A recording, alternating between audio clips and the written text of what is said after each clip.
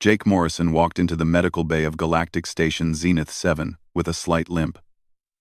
His left arm hung at an odd angle, and there was a dark bruise spreading across his cheek. Despite these obvious injuries, he wore a casual smile as he approached the reception desk. The receptionist, a small blue creature with 6 eyes, stared at him in confusion. Her species, the Paxson, rarely saw injuries of any kind. On her homeworld, citizens lived their entire lives without so much as a scratch. "I need to see a doctor," Jake said. "Had a little accident at the construction site." The receptionist's eyes widened in alarm. She quickly pressed a button on her desk, and within seconds, 2 medical staff rushed through the doors. One was Dr. Velrix, an Asaran who resembled a large praying mantis with delicate crystalline features. The other was Dr. Kima, a Threxian whose smooth, amphibian-like skin gleamed under the station lights. Dr. Velrix approached Jake carefully, as if the human might shatter at any moment. "Please, you must not move. We will bring a hover stretcher immediately," Jake laughed. "Nah, I can walk fine. Just banged up my arm pretty good when some equipment shifted. Maybe broke a rib or two. Nothing serious." Both doctors froze. Dr. Kima's throat sac inflated with distress. "Broken bones are not serious to your species?" "Well, they hurt like crazy," Jake admitted, rubbing his side gently. "But I've broken bones before. You just get them set. Wear a cast for a while, and you're good to go." Dr. Velrix's mandibles clicked rapidly, a sign of extreme agitation among Asarans. For his people, even a hairline fracture in their silicon-based exoskeleton meant permanent disability. The idea of treating such injuries casually seemed insane. "Please lie down on this scanner bed," Dr. Kima said, her voice shaking slightly. "We must assess the full extent of your injuries." Jake climbed onto the medical scanner without assistance, though he winced as he settled into position. The doctors exchanged worried glances. In their experience, beings with broken bones could not move themselves. They needed immediate life support and emergency intervention. The scanning process began. Dr. Velrix studied the holographic display that appeared above Jake's body. The image showed his skeletal structure in precise detail. What the Asaran doctor saw made his entire body go rigid with shock. "Dr. Kima," he whispered. "Look at this." The Threxian doctor moved closer to the display. Her large eyes grew even larger as she examined the scan. Both doctors stared in horrified silence. "What's wrong?" Jake asked, trying to look at the display. "Is it worse than I thought?" Dr. Velrix could barely speak. "We are seeing multiple fractures throughout your skeletal system. This is beyond anything in our medical experience." Jake frowned. "Multiple fractures?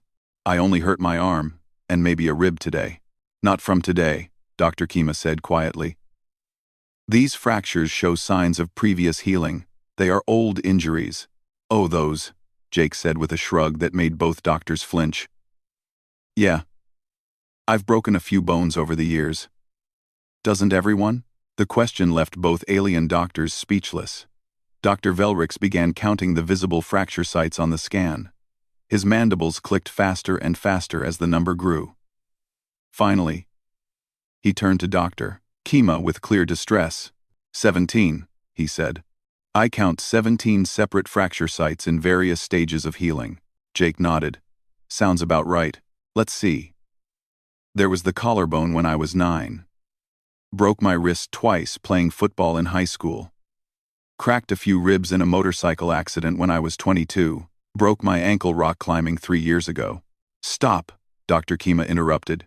Her voice was barely a whisper. "You are saying these were separate incidents? Not one catastrophic event?" "Yeah, just regular life stuff," Jake said. "I mean, I do construction work, and like outdoor activities, so I've had more breaks than average. But it's not that unusual for humans." Dr. Velrix stepped back from the scanner as if Jake might be contagious. "On Asera, a single bone fracture requires immediate surgical intervention and often results in permanent loss of function. We have entire medical facilities dedicated to preventing such tragedies. On Threxia," Dr. Kima added, "broken bones must be treated within minutes. or the individual will die. Our bones do not heal properly.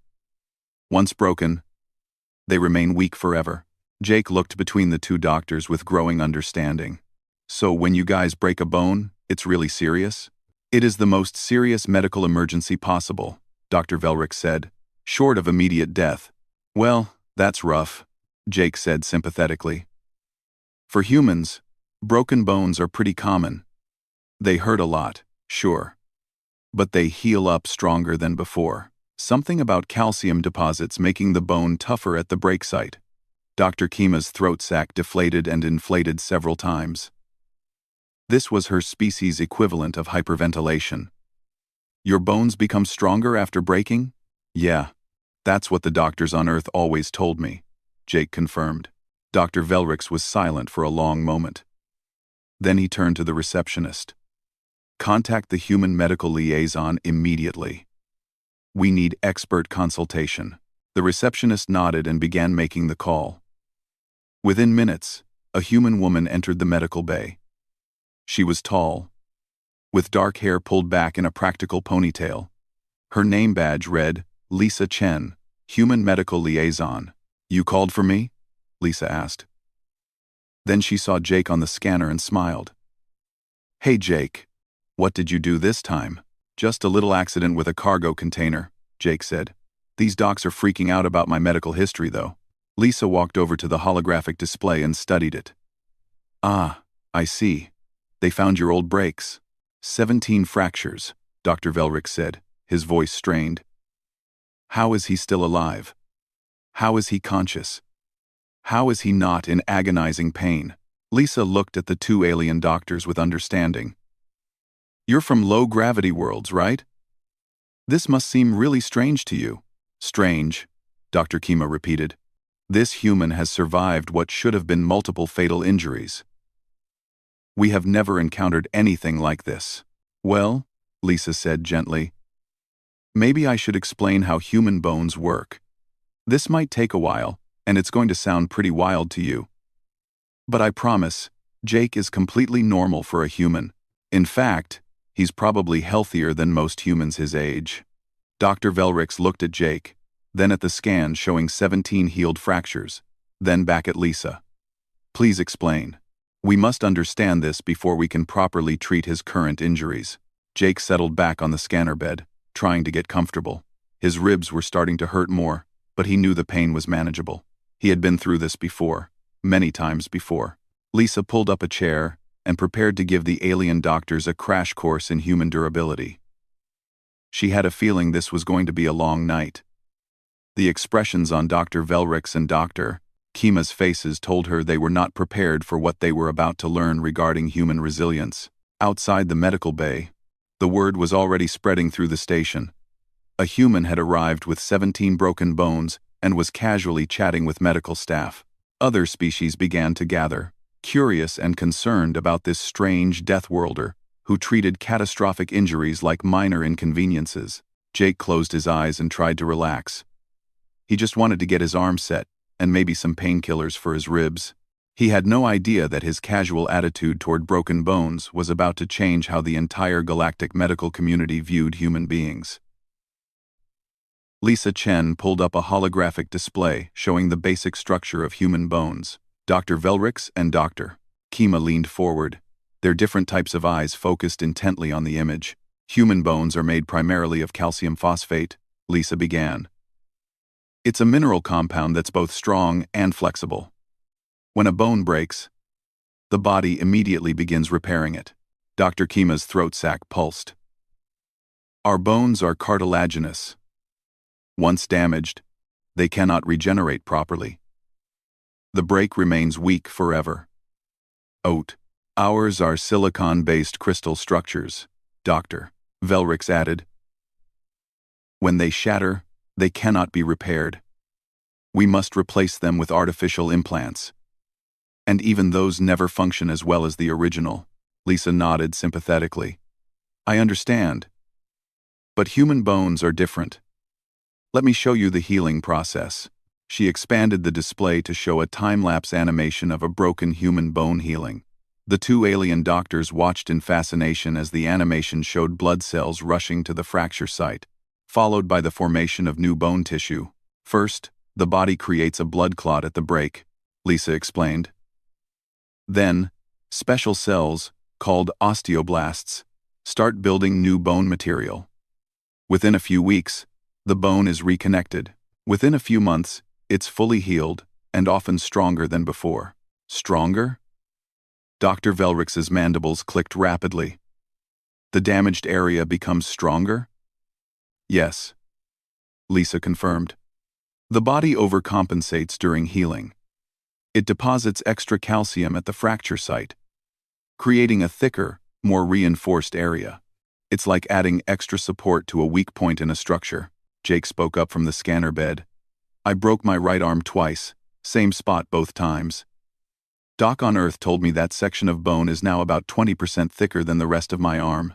Makes it harder to break a third time. Dr. Kima turned to stare at Jake. You broke the same bone twice and consider this fortunate? Well, yeah, Jake said. Could have been worse. My buddy Greg broke his leg 3 times before he turned 18. Now he jokes that his shin bone is practically indestructible. Both alien doctors looked at each other in what could only be described as disbelief. Lisa continued her explanation, understanding that they needed more context. On Earth, broken bones are extremely common, she said, especially among children and young adults. Human children play rough. They run, jump, climb, and fall. It's part of how they develop physical coordination and learn about risk. You allow your young to engage in activities that cause broken bones? Dr. Velrix asked. His tone suggested he was hearing about child abuse. We don't allow them to get hurt on purpose, Lisa clarified. But we also don't prevent them from playing actively. A certain amount of injury is considered normal and even healthy. It teaches them about consequences and helps them develop stronger bodies. Dr. Kima pulled up Jake's medical scan again, focusing on different fractures. This break in the collarbone. He said he was 9 years old when this occurred. How did a juvenile sustain such an injury? Jake grinned at the memory. I was riding my bike down a steep hill near my house. Tried to jump off a ramp I built with my friends. Didn't quite make the landing. Went over the handlebars and landed on my shoulder. And your parents allowed this dangerous activity? Dr. Velrix asked. They didn't know about the ramp, Jake admitted. They weren't too happy when they found out. But kids do stupid stuff. It's part of growing up. Lisa brought up statistical data on the holographic display. According to Earth medical records, approximately 45% of human children will experience at least one bone fracture before reaching adulthood. It's incredibly common. Dr. Kima's throat sac inflated so much she looked like she might float away. 45%? Nearly half of all human juveniles suffer broken bones? Suffer is a strong word, Lisa said. Experience is more accurate. Most fractures heal completely within 6 to 12 weeks. Children usually return to normal activities shortly after. Many don't even remember the injury by the time they're adults. Dr. Velrix began examining each of Jake's 17 fractures more carefully. He pulled up detailed scans of each healed break, studying the bone structure with scientific fascination, replacing his initial horror. These fingers, he said, pointing to Jake's left hand. 3 separate fractures in 3 different fingers. All healed perfectly. The bones show no sign of permanent damage. Slammed them in a car door when I was 15, Jake said. Hurt like crazy, but I just taped them together and waited for them to heal. Probably should have gone to a doctor, but I was trying to avoid telling my parents I was sneaking out. You treated broken bones yourself? Dr. Kima asked faintly. Just the fingers, Jake said. The other breaks. I went to the hospital. Well, most of them. The rib cracks from when I fell off a ladder. I just rested for a few weeks. Ribs are hard to treat anyway. They just heal on their own. Lisa pulled up another display. Let me show you human recreational activities. This might help you understand why broken bones are so common. She brought up videos from Earth showing various sports and activities. The alien doctors watched in growing horror as humans threw themselves down snowy mountains on thin boards, crashed into each other while chasing a ball, jumped off high platforms into water, and climbed sheer rock faces. "This is entertainment?" Dr. Velrix asked weakly. "These are sports," Lisa confirmed. "Activities humans do for fun, exercise, and competition." The videos continued. Humans on skateboards performing dangerous tricks. Humans fighting each other in padded rings while spectators cheered. Humans racing vehicles at high speeds. Humans diving from aircraft and deploying parachutes at the last moment. Your species deliberately engages in life-threatening behavior for enjoyment? Dr. Kima could barely process what she was seeing. "It's not usually life-threatening," Lisa said. "Though, injuries do happen. That's why we have such advanced trauma medicine. We've had thousands of years of practice treating broken bones, torn muscles, and impact injuries." Jake nodded enthusiastically. "I used to play football in school. That's where I got these rib fractures and this wrist break. Football's pretty rough. Guys crashing into each other at full speed, trying to get the ball. And this is considered acceptable?" Dr. Velrix asked. "It's one of the most popular sports on Earth," Jake said. "Millions of people play it. Billions watch it." Dr. Kima pulled up Jake's chest scan again. "These rib fractures. You said from a motorcycle accident? You were operating a high-speed vehicle and survived the crash?" "Yeah, I was going too fast on a curve and laid the bike down," Jake explained. "Slid about 30 feet on the pavement. Got some road rash. Cracked 3 ribs, and bruised pretty much everything. But I was wearing a helmet and protective gear, so it could have been way worse." "Worse than 3 broken ribs?" Dr. Velrix asked. "Sure," Jake said. "I could have broken my neck or skull. That would have been serious."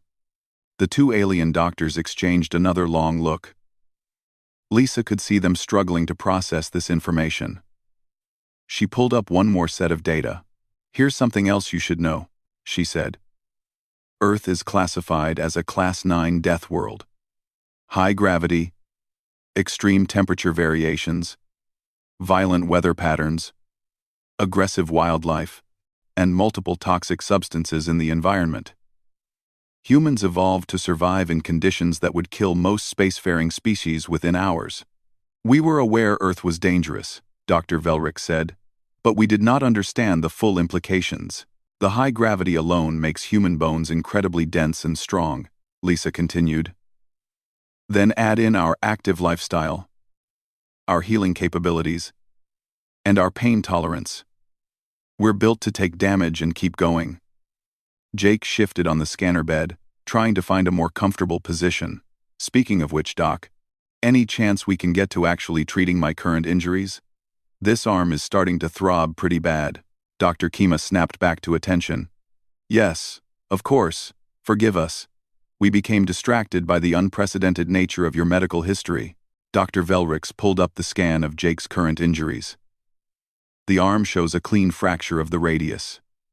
The ribs have 2 hairline cracks. For a human, these are truly minor injuries? "Well, they hurt," Jake said. "But yeah, pretty minor. Just need the arm set and casted. The ribs will heal on their own. We will need to consult human medical databases for proper treatment protocols." "Dr. Kima said. "Our standard procedures are designed for species whose bones do not heal.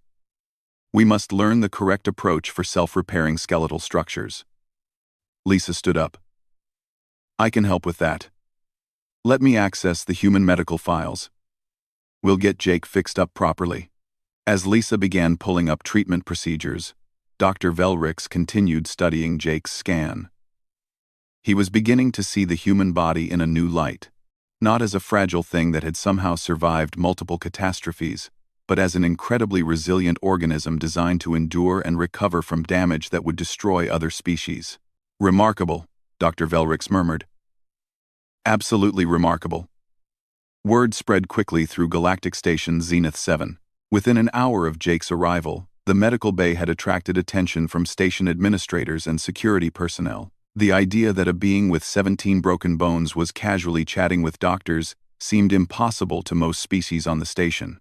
Commander Prell arrived first. She was a tall Avarian, with feathered wings folded against her back and sharp eyes that missed nothing.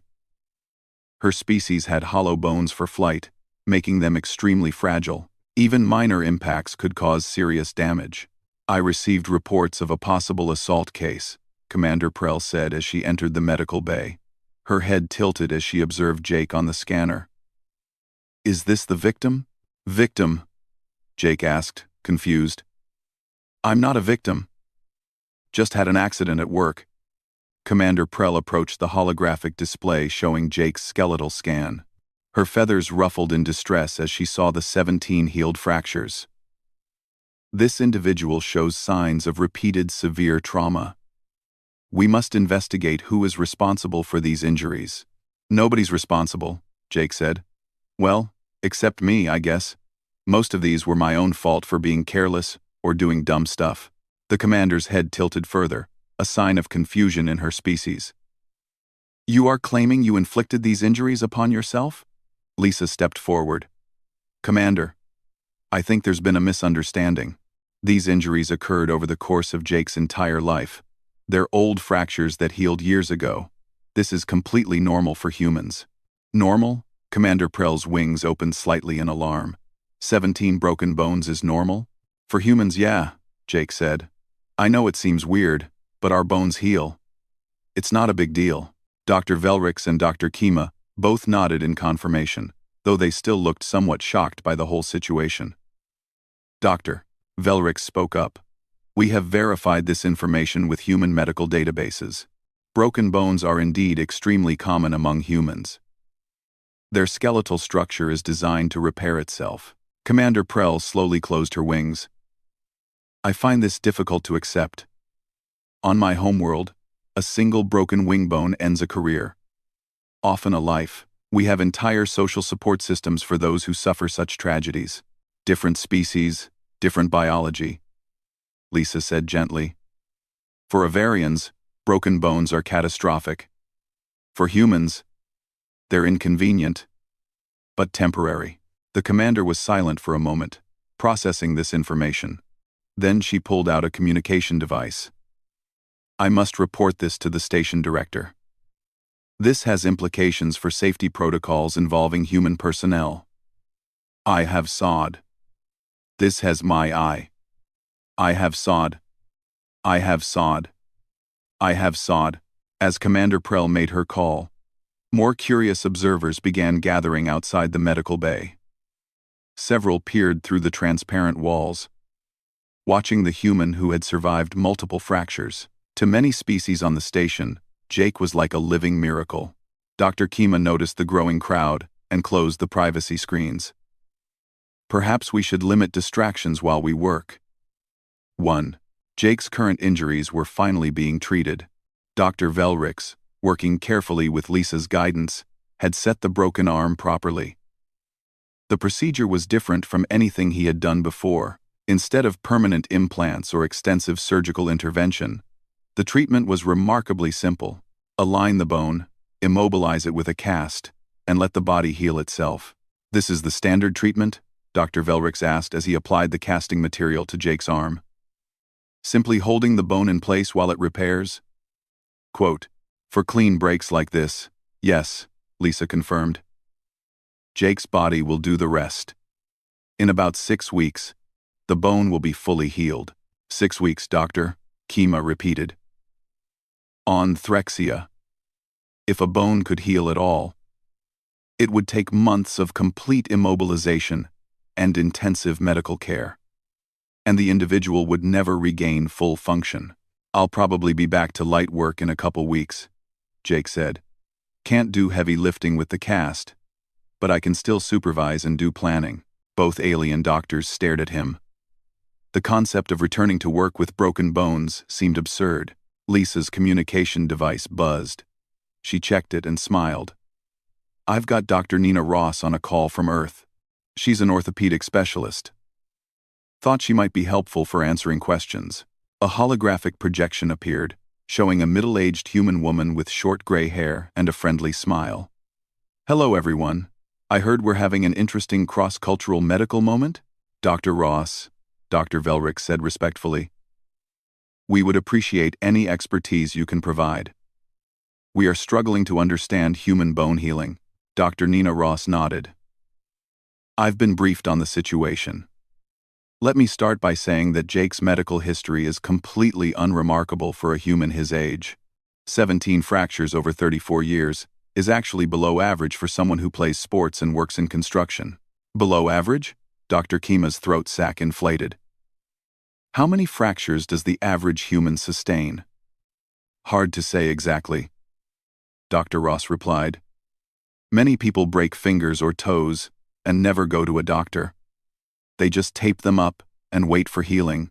But if we count all documented fractures, most active humans will experience between 15 and 25 broken bones in their lifetime." Commander Prell, still present in the medical bay, made a sound of distress. "Your species breaks bones dozens of times. Some more, some less," Dr. Ross said. "I personally have broken 8 bones. My brother broke 32 before he retired from professional hockey." "Hockey?" Dr. Velrix asked. Lisa pulled up a video. It showed humans on ice, skating at high speeds while wielding sticks and crashing into each other with tremendous force. Dr. Velrix and Dr. Kima watched in horror as a player slammed into a wall, then got up and continued playing. "This is a popular sport," Dr. Ross explained. "Very physical. Players expect to break bones, lose teeth, and sustain various injuries. It's part of the game. They expect it?" Commander Prell asked weakly. "Sure," Jake said. "When I played football, everyone on the team had broken something. It was kind of a badge of honor. Showed you were tough, that you played hard," Dr. Ross continued. "The human body is remarkably good at healing. We evolved on a world where injuries were common, falling from trees, running from predators, hunting dangerous animals, surviving harsh weather. Our ancestors needed to be able to heal quickly and get back to survival activities. Those who could recover from broken bones had better chances of surviving and reproducing. Evolutionary pressure selected for healing capacity," Dr. Velrick said, his scientific mind engaging with the concept. "Fascinating. Exactly, Doctor," Ross confirmed. "And it's not just bones. Humans can heal from torn muscles, damaged organs, severe wounds, and even some brain injuries. We're designed to take damage and recover." Jake held up his newly casted arm. "This'll be good as new in 6 weeks. Probably stronger than before, actually." Dr. Nina Ross smiled. "The calcium deposits will reinforce the fracture site.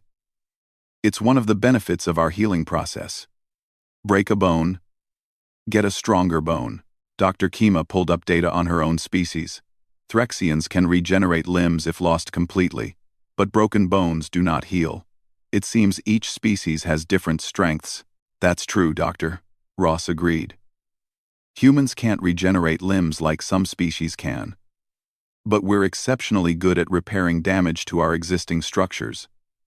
It's all about different evolutionary paths." Commander Prell's communication device buzzed. She checked it and sighed. "Station director wants a full report. He's concerned about human safety protocols." "What kind of concerns?" Lisa asked. "Whether humans should be restricted from high-risk jobs," the commander explained. "If your species sustains injuries so frequently, perhaps you should be limited to safer activities." Jake sat up straight, wincing as his ribs protested. "Wait. Are you saying I might lose my job because I broke my arm?" "The director is worried about liability," Commander Prell said. "If humans break bones easily—" "We don't break bones easily," Lisa interrupted. "We break them at normal rates for our physiology, and then we heal from them." Jake got injured because a cargo container shifted unexpectedly. That could happen to anyone. The difference is that Jake will heal and return to work, while some other species might be permanently disabled. Dr. Ross nodded. "Humans are actually ideal for high-risk work. We can take impacts that would kill most species. Our bones are incredibly strong for our size. And when we do get injured, we recover. You should be recruiting more humans for dangerous jobs, not fewer." This perspective clearly had not occurred to Commander Prell. her feathers smoothed as she considered it. An interesting point. Look, Jake said. I've been doing construction work for 15 years. Yeah. I've gotten hurt a few times, but I've never had an injury that put me out of work for more than a few months. And I'm good at what I do. You'd have a hard time finding workers from other species who could handle the physical demands as well as humans can. Dr. Velrix was examining comparative data on different species' bone strength. According to this information, human bones are 3 times denser than Aceran exoskeletons and 5 times stronger than Threxian cartilage structures. For their size, humans have remarkably robust skeletal systems. We're deathworlders, Lisa said simply. We evolved to survive conditions that would kill most species.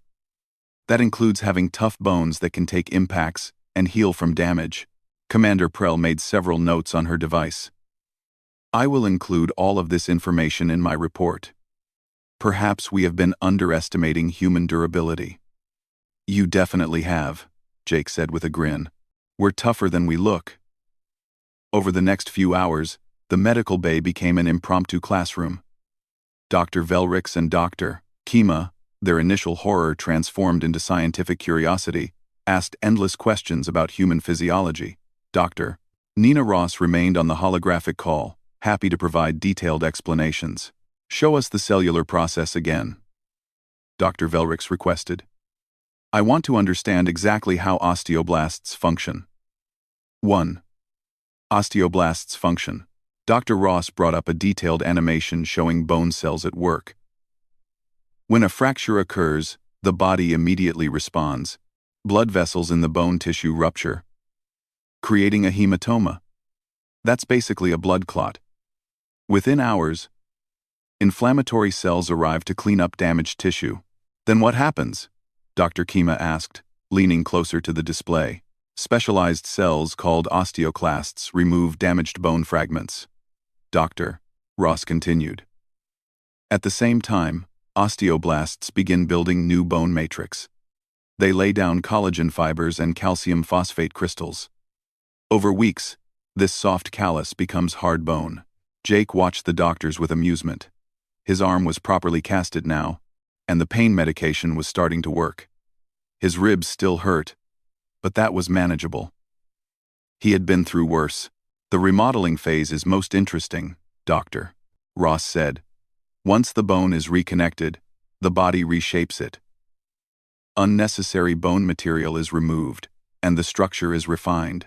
Eventually, you can barely tell there was ever a break, except for that reinforced area I mentioned. Dr. Velrix pulled up comparison scans. On Acera, our exoskeletons cannot regenerate. Once crystalline structure is shattered, it remains shattered. We have developed advanced prosthetics, but they are poor substitutes for natural bone. On Threxia, Dr. Kima added, broken bones typically lead to death from infection or structural collapse. Our medical technology has improved survival rates, but the individual never fully recovers. They require support devices for the rest of their lives. I'm sorry to hear that, Dr. Ross said sincerely. It must be difficult for your medical professionals, knowing that bone injuries have such permanent consequences. It is, Dr. Kima admitted.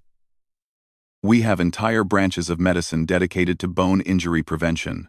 Children are taught from birth to avoid any activity that might risk fractures. Jake tried to imagine growing up never being allowed to run, climb, or play rough. It sounded incredibly boring. Don't your kids go crazy being that careful all the time?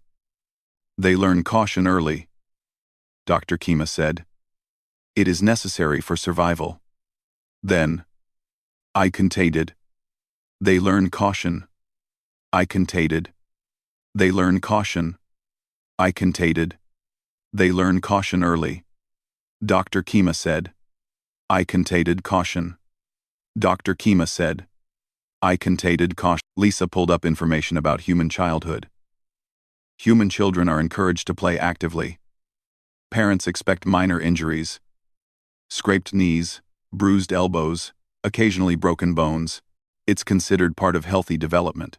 She showed videos of human children playing at parks, climbing structures, swinging from bars, sliding down slopes. To the alien doctors, it looked terrifyingly dangerous. But the children were laughing, having fun, completely unafraid. They have no fear, Dr. Velrix observed. They have appropriate fear, Lisa corrected. They learn through experience what's truly dangerous, and what just seems scary. A child who never takes risks never learns their own capabilities or limitations. Dr. Ross nodded. Studies show that children who engage in risky play develop better judgment, stronger bones and muscles, and more confidence. Yes, they get injured sometimes. But the benefits outweigh the risks. Commander Prell, who had been quietly observing, spoke up. This explains much about human behavior on the station. We have noticed that humans volunteer for dangerous assignments more readily than other species. We assumed they did not understand the risks. Dom. Oh, we understand the risks, Jake said. We just also understand that we can handle them. Most of what you guys consider super dangerous, we consider moderately risky. And we're okay with moderate risk. Because you heal, Dr. Velrix said, understanding dawning. Your ability to recover from injury makes you more willing to accept risk. Exactly, Lisa confirmed. Humans have been taking risks for thousands of years. Exploring new territories, trying new foods, developing new technologies.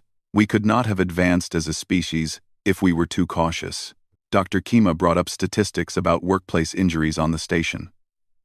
According to these records, humans have higher injury rates than other species, but they also return to work faster and rarely require permanent accommodations.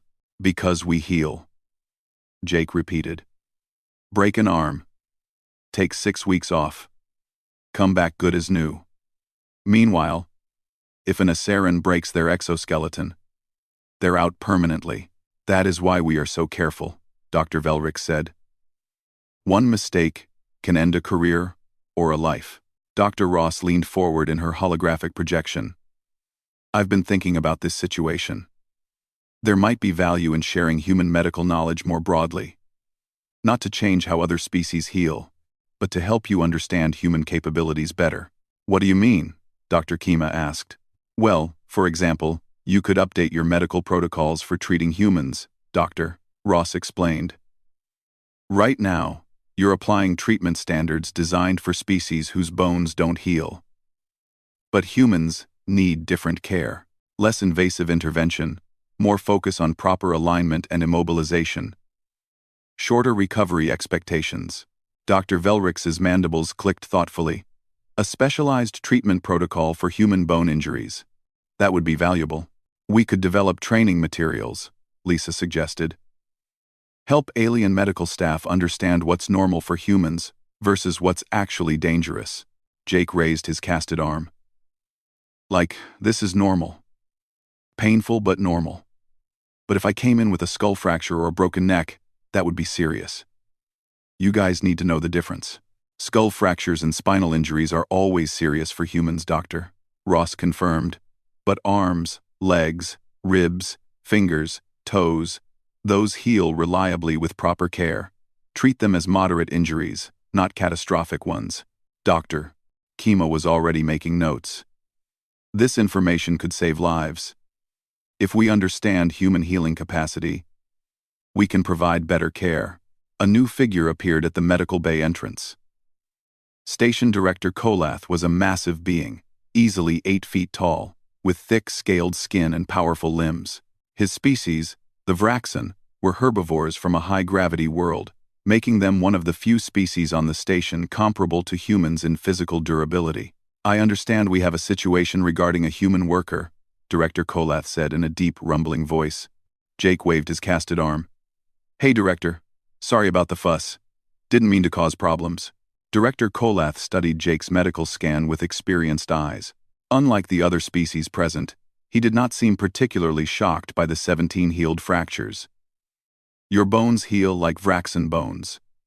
We also experience frequent fractures and recover fully. Really? Jake perked up with interest. I didn't know that. Vraxens evolved on a high-gravity world similar to Earth, the director explained. Our bones are dense and strong.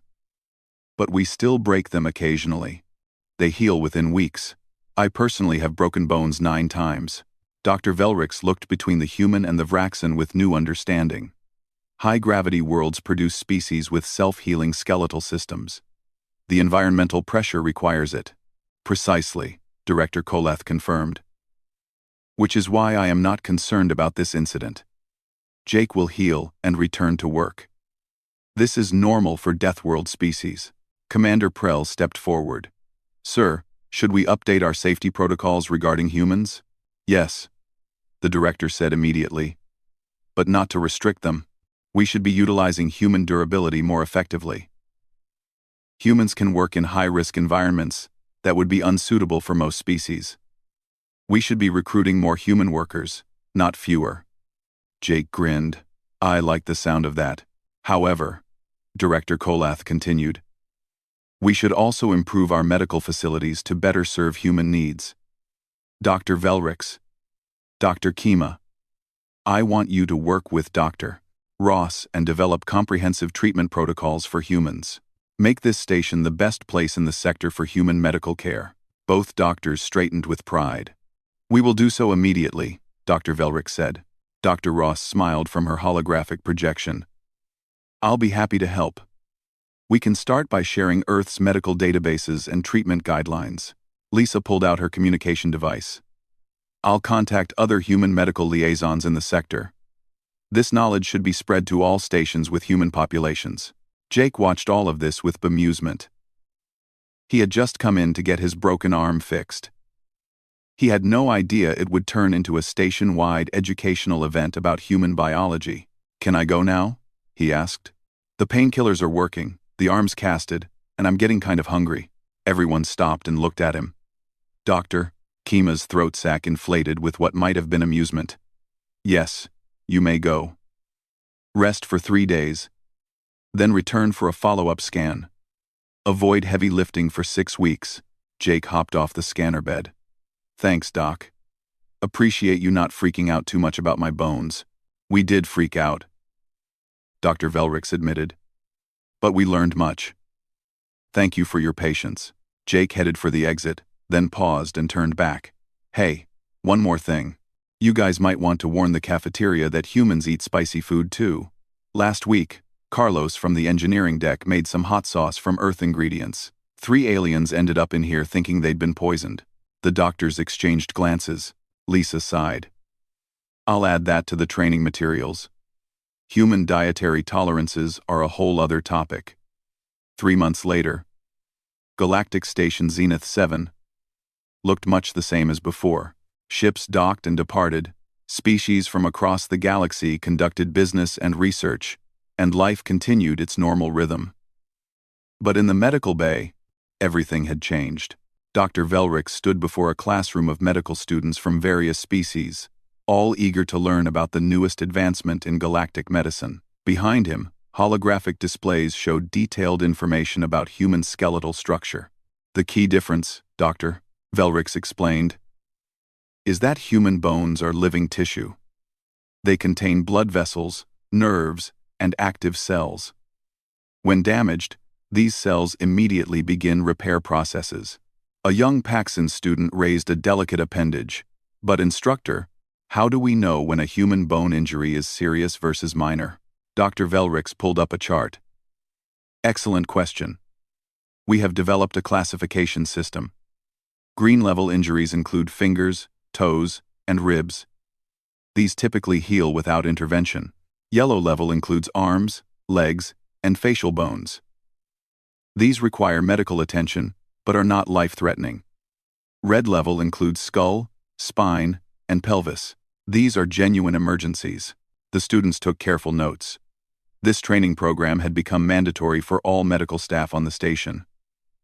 In just 3 months, it had already prevented several misunderstandings and improved care for the growing human population. Dr. Kima entered the classroom with a human patient. It was Carlos, the engineer Jake had mentioned, walking on crutches with his left leg in a cast. This is Carlos, Dr. Kima introduced. He broke his tibia 2 weeks ago when a tool fell on his leg. Carlos has agreed to demonstrate typical human healing progress. Carlos waved cheerfully at the students. Hey everyone. Yeah. This is my fourth broken bone. Not too bad, really. Several students made sounds of distress. Doctor. Kima's throat sac pulsed with what was now recognized as amusement. Carlos represents a typical case. The fracture was clean, properly set, and is healing ahead of schedule. He will return to full duty in approximately 4 more weeks. Meanwhile, Carlos added, I've been doing light-duty work. Can't do heavy lifting, but I can still run diagnostics and supervise repairs. Humans don't usually stop working completely just because of a broken bone. A Threxian student spoke up hesitantly. Does it not hurt? How can you continue working with broken bone? Oh, it hurts, Carlos admitted. But humans have pretty good pain tolerance. Plus, we've got great painkillers. Take a couple pills, and it's manageable. Not fun, but manageable, Dr. Velrix nodded. Pain tolerance is another key factor in human durability. They can function through levels of discomfort that would incapacitate most species. The class continued with more examples and demonstrations. This was the 5th such training session Dr. Velrix had conducted. Word was spreading throughout the sector about Zenith 7's expertise in human medicine. Across the station, Jake Morrison was back at work. His arm had healed perfectly, just as predicted. The cast had come off 2 weeks earlier, and he had returned to full construction duties immediately. Now he was supervising the installation of a new docking bay, working alongside human and alien crew members. Hand me that calibration tool, Jake said to his assistant, a young Asaran named Tix. Tix carefully passed the tool, being extremely cautious not to drop it. Since learning about human bone healing, he had developed a fascination with human durability. Jake, is it true you have broken the same arm twice? 3 times, actually, Jake corrected. Twice when I was younger. And then the one you guys saw 3 months ago. It's my unlucky arm. I guess. Tix's mandibles clicked in amazement. And it functions normally? Jake flexed his arm, showing full range of motion. Better than normal. The doc says all that healed bone tissue makes it extra strong now. Probably the strongest arm on the station. Fascinating, Tix murmured. Their conversation was interrupted by an alarm. A cargo container had broken loose in the docking bay below, swinging dangerously on its support cables. Workers scattered, trying to avoid the heavy container as it swung in wide arcs. Jake assessed the situation quickly. Tix, get to safety. I'll secure it. But it is too dangerous, Tix protested. I'll be careful, Jake assured him. He grabbed a magnetic clamp and rappelling line, then descended toward the swinging container. Moving with practiced efficiency, he timed his approach, dodged the swinging mass, and attached the magnetic clamp to the container's surface. Within minutes, he had it stabilized and secured. The other workers applauded as Jake climbed back up. Tix stared at him in awe. You could have been seriously injured. Maybe, Jake admitted, but probably not. And even if I had gotten banged up, I'd heal. Can't let fear of injury stop you from doing your job. This attitude was becoming more common among human workers on the station. As alien colleagues learned about human healing abilities, they began to appreciate why humans approached danger differently. What seemed like recklessness was actually confidence based on biological reality. In the medical bay, Dr. Velrix's class had ended. The students filed out, chattering excitedly about what they had learned. Dr. Kima approached her colleague with a datapad. We have received requests from 17 other stations asking for our human medical protocols, she said. Word is spreading. Dr. Velrix's mandibles clicked with satisfaction. Good. The more stations that understand human biology, the better care humans will receive throughout the sector. Lisa Chen entered the medical bay, smiling. I've got news. The Galactic Medical Council wants to publish your research about human bone healing. They're calling it groundbreaking work in comparative biology. We could not have done it without Jake's patient cooperation, Dr. Velrix said. His willingness to share his medical history and explain human culture was invaluable. He's just happy he could help, Lisa said. though he did mention he's hoping this means fewer surprised looks when he comes in with injuries in the future. Dr. Kima's throat sac pulsed with amusement. After 3 months of education, most staff members now understand that a human with a broken bone is not dying. Progress. The medical bay doors opened again, and a new patient entered. It was a human woman named Sophie Grant, holding her wrist gingerly. "I think I sprained my wrist," Sophie said. "Slipped on a wet floor in the hydroponic gardens." Dr. Velrix approached calmly, no longer panicking at the sight of an injured human. "Please sit on the scanner. We will assess the damage." The scan revealed a hairline fracture in the radius. Dr. Velrix examined it professionally. "A minor fracture. We will apply a brace, and you should avoid heavy use for 3 to 4 weeks." Sophie nodded. "Sounds good. Can I still work?" "Yes, with limitations," Dr. Velrix confirmed. "Light duty only." As he prepared the brace, Dr. Velrix reflected on how much had changed. 3 months ago, he would have been horrified by this injury. Now he understood it was routine, minor, and would heal completely. The knowledge had transformed his entire approach to medicine. Later that evening, Jake met up with several other human workers at the station's recreation area. Carlos was there with his leg cast, along with Sophie and her wrist brace, and several others. "We're like a walking advertisement for human durability," Carlos joked, gesturing at their various injuries. "At least the docs don't freak out anymore," Sophie said. "Remember when that Paxson nurse saw my fracture and thought I was dying?" They all laughed. The story had become legendary among the human population on the station. Jake raised his glass of earth beer, one of the few beverages imported specifically for humans. "Here's to tough bones and good healing." The others raised their glasses. "To tough bones." Across the station, in a quiet office, Director Koloth was reviewing reports with Commander Prell. The statistics showed that human workers had integrated even more successfully after the medical education initiative. "Injury rates for humans remain higher than other species," Commander Prell noted. "But lost work time has decreased. They return to duty much faster than we initially projected. Because we understand them better now," Director Koloth said. "We no longer overreact to minor injuries. We provide appropriate care and let their natural healing processes work." "There is something else," Commander Prell added. "Several other species are requesting to work alongside humans more often. They say humans make them feel safer in high-risk situations." Director Koloth was not surprised. Humans are natural protectors. They take risks others cannot. And they recover from setbacks that would devastate other species. Of course, their colleagues feel safer with them around. "We are fortunate to have them on the station," Commander Prell said. "Indeed," the director agreed. "Though I suspect they feel they are simply doing their jobs. Humans do not seem to recognize how remarkable they are." In the medical bay, Dr. Velrix was completing his daily reports when he received a message from Dr. Nina Ross on Earth. "Congratulations on your publication," Dr. Ross said through the holographic communication. "Your research is getting attention throughout the galactic medical community." "Thank you," Dr. Velrix replied. "I must admit, when Jake first arrived with his 17 healed fractures, I thought we were witnessing an unprecedented medical tragedy. Now I understand it was simply an ordinary human life." Dr. Ross smiled. "That's the biggest revelation, isn't it? What seems extraordinary to other species is completely normal for humans. We break, we heal, we continue. It's what we've always done." "It has changed my entire perspective on medicine, Dr. Velrix admitted. "I now understand that different species require different approaches.